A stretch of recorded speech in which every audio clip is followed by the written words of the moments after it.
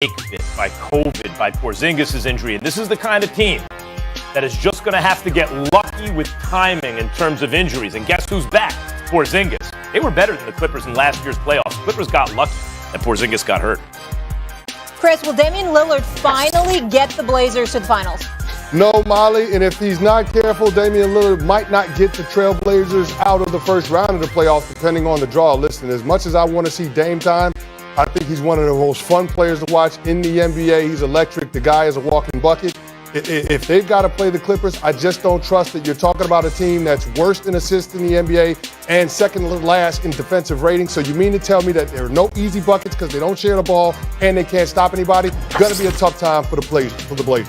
Max, the Lakers stars didn't play, but they won anyway. Does it matter where they end up in the standings? No, the only important thing for the Lakers is health. That's it.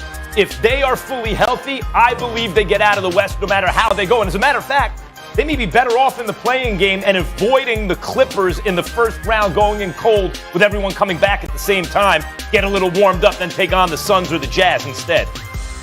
So the Lakers are currently the 7th seed out west, but trail the Mavericks by 1 game for the 6th spot, which would get them out of the play-in tournament. As things currently stand, LA would face Steph and the Warriors in the play-in tournament. Let's keep it rolling. It's the moment we've all been waiting for. James Harden returned for the first time since April 5th, where he only played 4 minutes with that right hamstring. In a win against the Lakers, Kyrie did not play. We've only seen the big three on the court together 7 times this season, and they last took the floor together 3 months ago, February 13th. Harden, talk to me. Not to brag or anything, but I'm really good at this game. You know, I study the game. I'm very unselfish. I take the game and I play it the right way every single night. So I don't try to do anything that I can't do. Max, is James Harden right?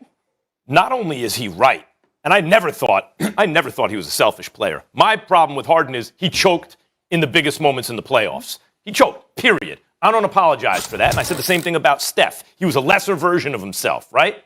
But then what happened against Toronto? Actually, Steph started hitting big shots in the finals when it mattered most.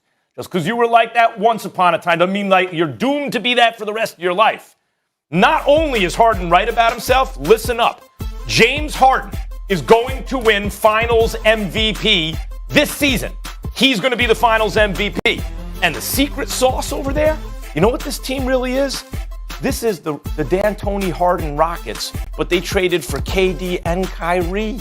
This is James Harden and D'Antoni came to a Game 7 at home. Missed 27 straight threes in that game. No Chris Paul. They only lost by single digits to the KD, Steph, Clay, Dre Warriors. And now Harden, with D'Antoni sitting on the bench running that pick and roll, has KD and Kyrie as weapons. Never mind Joe Harris. They are going to stomp through the Eastern Conference, stomp whoever they see in the finals. James Harden's going to win Finals MVP. Kendrick Perkins, what do you have to say about this? Well, it's a lot of things, Molly, and here it is, right? Did I just hear Max Kellerman say that Steph Curry hit big shots in the finals when it mattered the most? Did he against just Toronto. say that? I said that yesterday, too, against Toronto. Yeah. Oh, okay, cool. Well, I thought the argument and debate here, listen. First thing first is that the Eastern Conference is not that easy like you think it is, okay? The Milwaukee Bucks are really, really good. So is the Philadelphia 76ers. They will not be an easy out. So the road to the finals for the Nets is going to be a lot tougher than the road to the finals for the Los Angeles Lakers, in my opinion. Let me make that very clear. Second of all, I'm going to say this. Before injury, I said that, you know what? James Harden is the best basketball player in the world right now. He's playing the best basketball. But he got hurt. And guess what? Steph Curry came to light, okay? He is the best. Steph Curry is the best basketball player in the world today. It's no other guy doing what he does with the personnel that he has. He is carrying this Warriors team, okay? If Steph Curry was not on this team, they would be in the lottery. I just watched them play against the Phoenix Suns, and it was multiple possessions, but one in particular, okay? I'm used to superstars getting double teamed, maybe even triple teamed.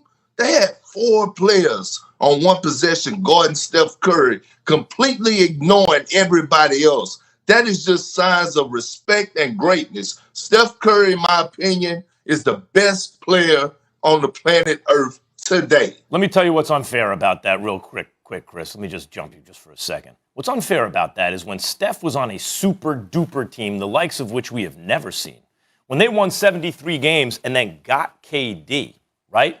Steph's so great and everything. Harden was playing with nobody compared to what Steph had. Nobody. And yet, the Rockets should have won that series. Game 7, they downed Chris Paul. They didn't have a squad to compete with that Warriors team. How did they do it? Harden and D'Antoni almost beat him. Just James Harden, really. And they had an awful game. Still only lost by single digits, right?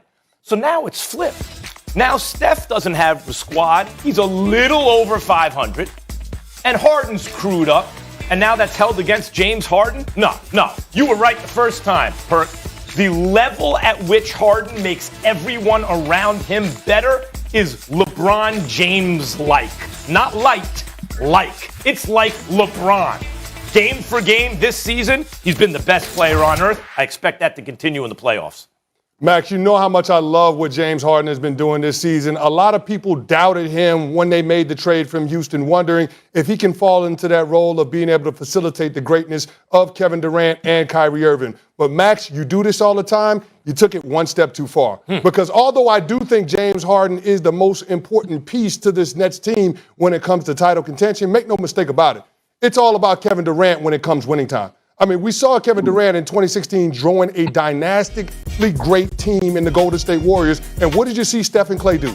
They all deferred to Kevin Durant. So if the Nets are going to win a championship when it comes to those crunch time plays, just give the ball to number 7 in isolation and move out of the way. He doesn't need James Harden to set him up at that point. So as much as I love James Harden and what he's been able to do, and then seeing what he did last night, being able to come off of a 19-game absence and being able to almost drop a triple-double, 3 rebounds short, it was impressive. But Kevin Durant is still the best player on this team. And I think after this playoffs is all said and done, Kevin Durant is going to show that he's the second best player in the world behind LeBron James. You can't. Go ahead, Bert. And Canty, Molly, you know what gets me about you, Max, is this, okay? I remember, man, last year, it was you, I, and Big Swagoo, Big Marcus Spears on here, and we were debating about who's the better basketball player between James Harden and Steph Curry. Forget winning championships and all that. We said who's the better all-around basketball player between Steph Curry and James Harden. And Swagoo and I, Big Marcus Spears, literally lost our mind. We lost our mind debating with you, telling you that James Harden is the better all-around player than Steph Curry. And you argued us down and was ready that to go upsets you? with it. That upsets you? I mean, yeah. I'd like to read something. Anyone who doesn't follow Kendrick Perkins on Twitter, you're missing out. Kendrick Perkins is a beast on Twitter. Under 24 hours ago, less than a day ago, 19 hours to be precise, Kendrick Perkins tweeted the following. Don't get it twisted for a second.